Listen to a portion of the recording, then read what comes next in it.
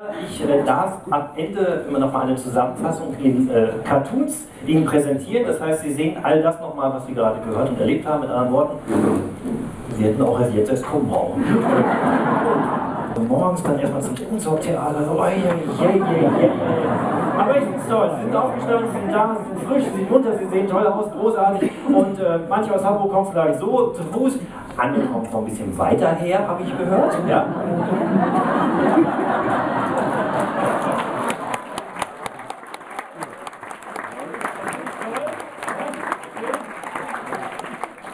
Aber es ist gar nicht in Nähe Wolfsburg. Ne? Eigentlich kommen Sie ja aus, ich habe den Ort komisch, aber Brome ist natürlich da. Brome ist das dieser Ort, wo sich alltäglich abends diese wunderbare Geschichte sich immer wiederholt, die jeder kennt. Brome abends, wo diese beiden Tiere sich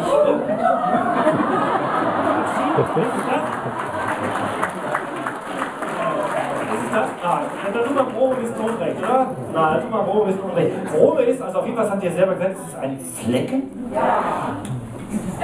Ein Flecken? Ja? Also, das ist also der Flecken, ja?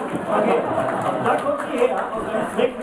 Sehr schön. Aber ich glaube ja, Brome ist völlig verkannt. Und das sind sehr bescheidene Menschen. Denn die Bromer, ja, das sind nämlich die Erfinder der weltberühmten, ja, Brombeere. Richtig? Toll. Jetzt müssen wir ja mal selbst applaudieren. Ja? Toll, schön.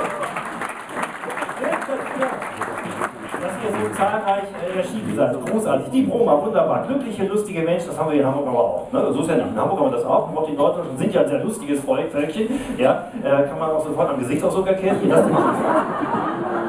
Das ist Freude, ja? Und das ist Ekstase.